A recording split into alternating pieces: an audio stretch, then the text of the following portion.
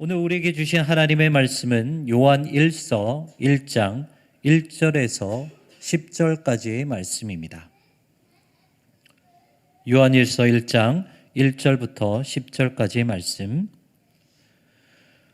태초부터 있는 생명의 말씀에 관하여는 우리가 들은 바요, 눈으로 본 바요, 자세히 보고 우리의 손으로 만진 바라. 이 생명이 다시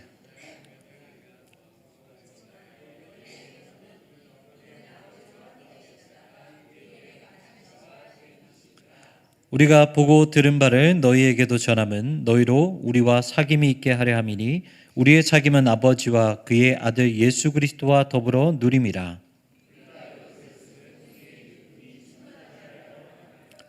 우리가 그에게서 듣고 너희에게 전하는 소식은 이것이니 곧 하나님은 빛이시라 그에게는 어둠이 조금도 없으시다는 것이니라.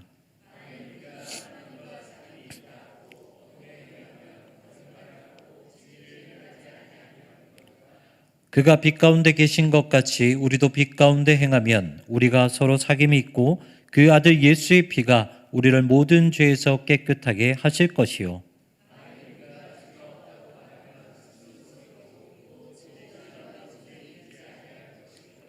만일 우리가 우리 죄를 자백하면 그는 미쁘시고 의로사 우리 죄를 사하시며 우리를 모든 불의에서 깨끗하게 하실 것이요. 만일 우리가 범죄하지 아니하였다면 하나님을 거짓말하는 이로 만드는 것이니 또한 그의 말씀이 우리 속에 있지 아니하리라. 아멘. 우리 다 같이 함께 인사하겠습니다. 행복하세요. 우리는 왕중입니다. 행복하세요. 우리는 왕중입니다. 아멘. 요한복음 2장의 말씀을 보면 이제 가나 혼인잔치에서 물이 포도주가 되는 그런 사건이 나오죠. 예수님과 어머니 마리아는 그 잔치에 초대를 받아서 그곳으로 가게 됩니다. 그런데 많은 사람들이 이렇게 즐겁게 그 잔치를 즐기고 있을 때 포도주가 떨어지는 일이 발생하죠.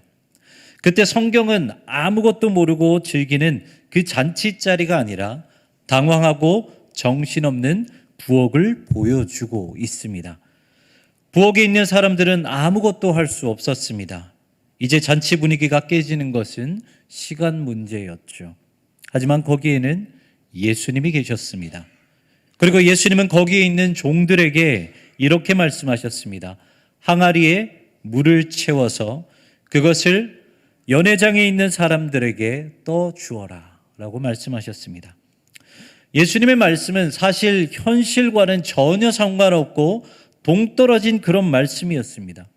물을 떠서 손님들에게 준다는 것은 그 사람들을 조롱하는 것이기 때문에 잔치 분위기를 더 망치는 것이 되어버린 것이죠.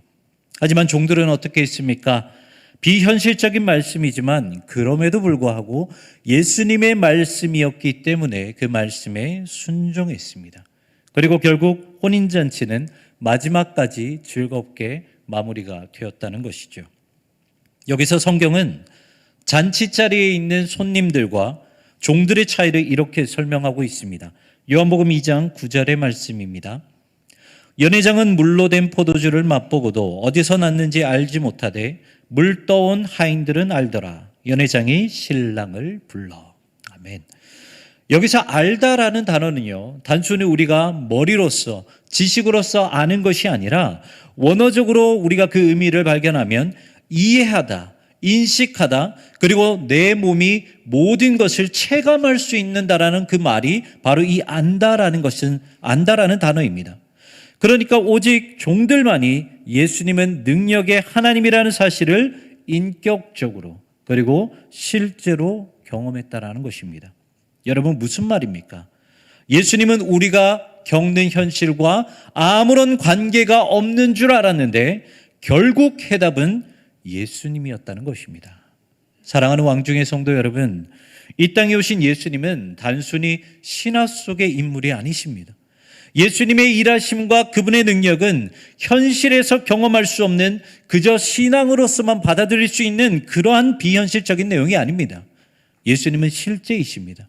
그리고 예수님은 지금도 우리가 느끼고 우리가 경험할 수 있도록 우리의 인생에서 항상 일하고 계시는 분이 바로 우리 예수님이라는 것입니다. 말하는 것은 이 사실을 믿으시고 늘 예수님과 동행하시는 여러분 되시기를 주님의 이름으로 축원합니다. 오늘 본문은 요한 1서라는 말씀입니다.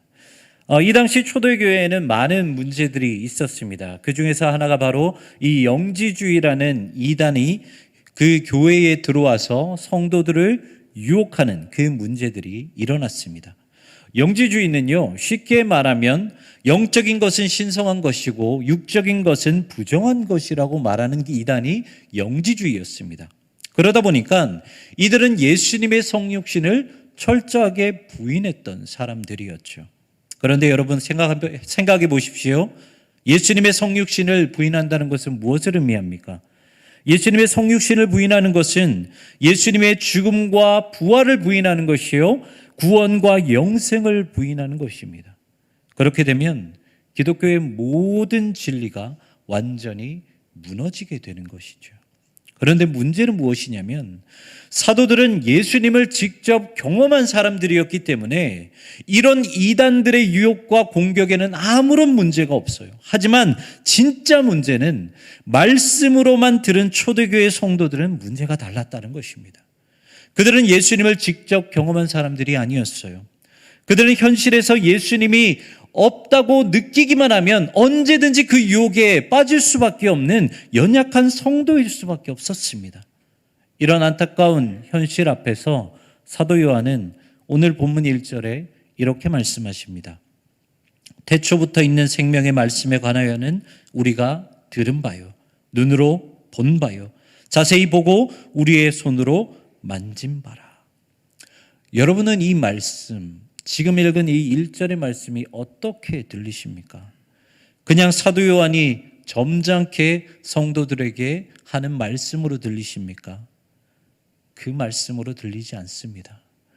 자신은 이미 예수님이 어떤 분인지 알고 있기 때문에 예수님을 부인하고 이단의 유혹에 넘어가는 성도들을 보고 사도 요한은 가만히 있을 수 없었습니다. 그래서 사도 요한은 그들에게 간절한 마음으로 호소합니다.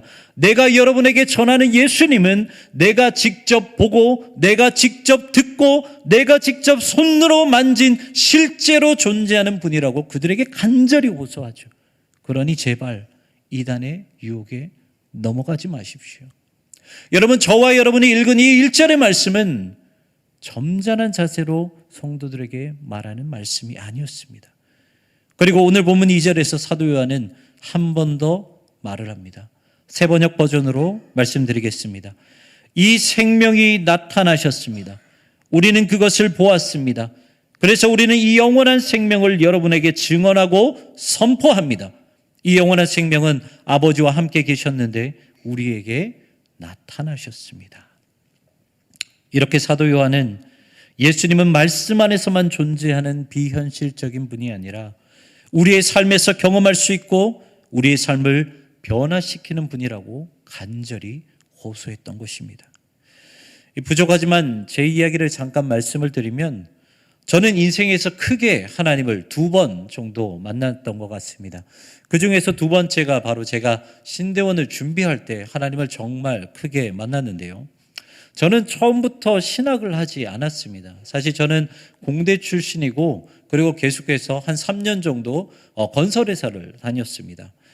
청소년 시기와 그리고 대학 시절에 경제적으로 어려움을 겪었던 그런 경험이 있었기 때문에 이 회사에 들어가서 돈을 버는 것이 너무 기분이 좋았어요. 이제 매월 월급날이 들어오면 그 월급이 제 통장에 찍힌 것을 보고 너무나도 기분이 좋았습니다. 왜냐하면 가정에 조금이라도 경제적인 보탬이 될 수 있어서, 그리고 이제 내가 번 그 작은 돈으로 교회를 섬기고 목회자분들을 섬길 수 있다는 것이 그때 당시에 저에게는 너무나도 큰 행복이었어요. 그런데 제가 정말 행복하다고 느낄 때 그때 하나님은 저를 신학의 길로 부르셨습니다. 처음에는 그 부르심이 너무 화가 났어요. 어렸을 때 한번 고생시키셨으면 됐지. 왜 이렇게 가장 행복하고 이렇게 가장 감사할 때 저를 또 이렇게 불러서 또 고생시키냐고. 저는 너무나도 하나님이 원망스러웠습니다. 그래서 하나님께 이렇게 딜을 했습니다.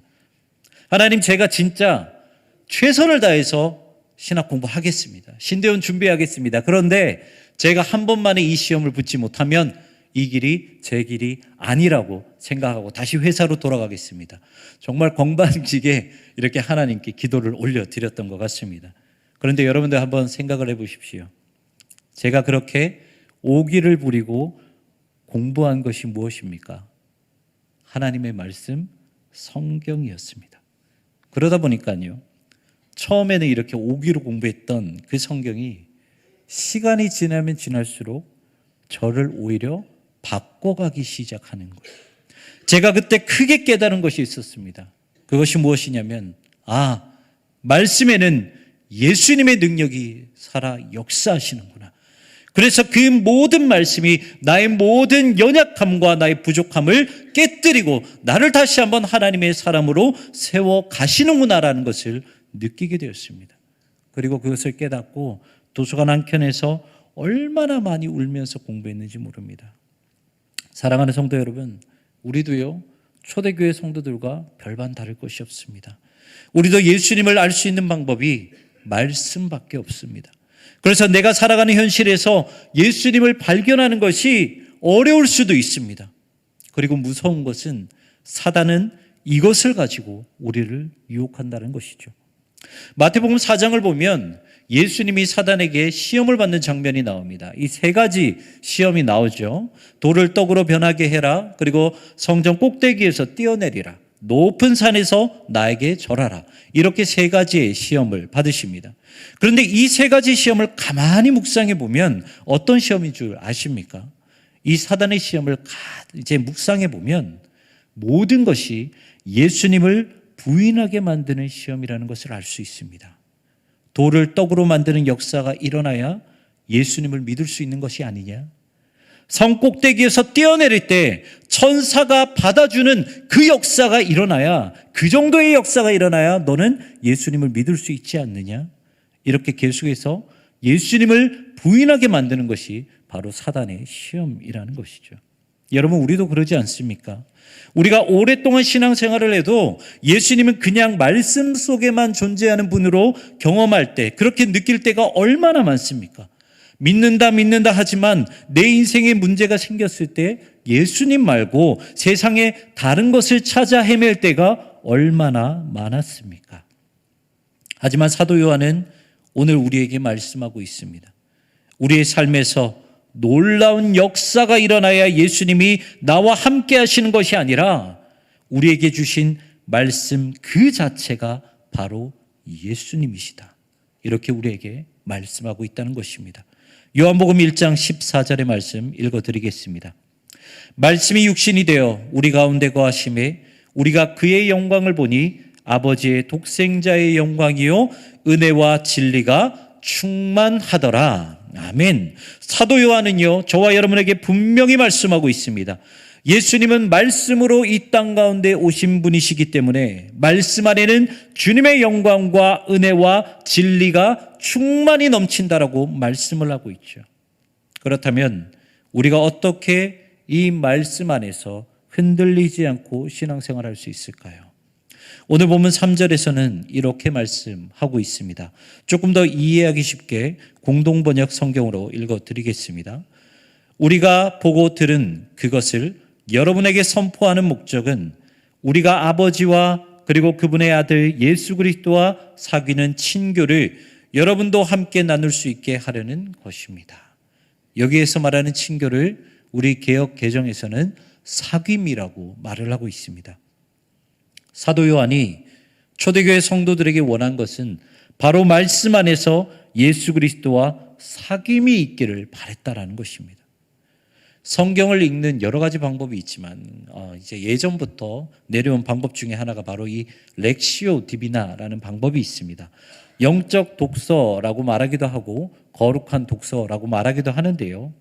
내 마음대로 성경을 읽는 것이 아니라 하나님의 마음과 하나님의 뜻대로 성경을 읽어나가는 방법이 바로 이 렉시오 디비나입니다. 이 렉시오 디비나를 가장 잘 설명하고 있는 본문이 바로 누가복음 10장에 나오는 선한 사마리아인 비유인데요.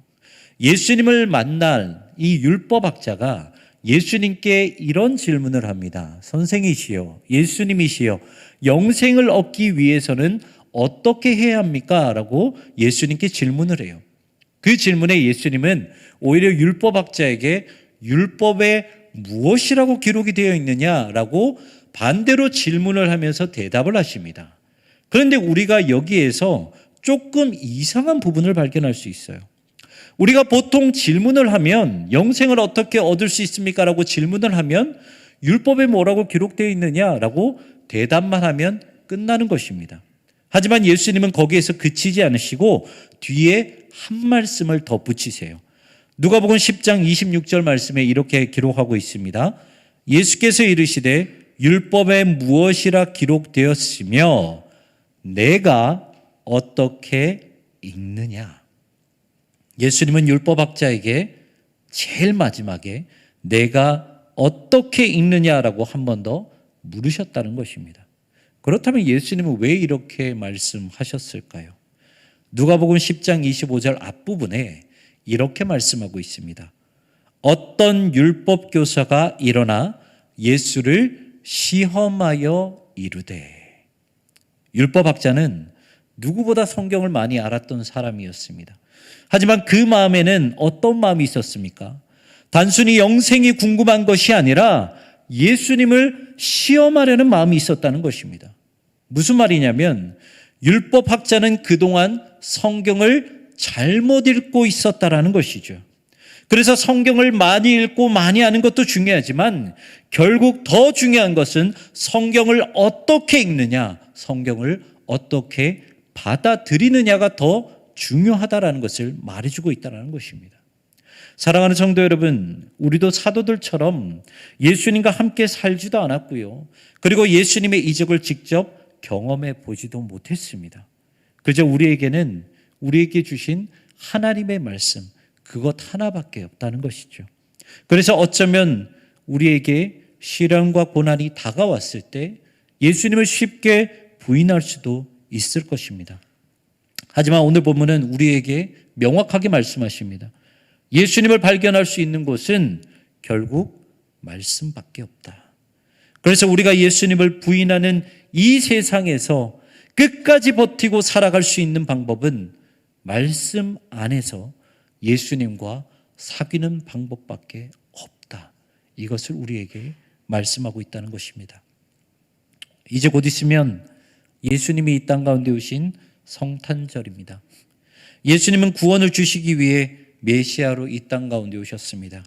하지만 단순히 2000년 전에 있는 사람들에게만 구원을 주시기 위해서 오신 것이 아니라 예수님은 말씀으로 이 땅 가운데 오셔서 지금 말씀을 읽고 있는 우리에게 구원을 주시기 위해 오셨다는 것입니다.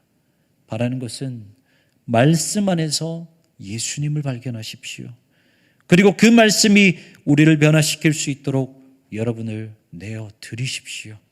그래서 믿음의 경주를 달려나아갈 때 예수님을 끝까지 부인하지 않고 나의 구주로 고백하며 살아가시는 여러분 되시기를 주님의 이름으로 축원합니다.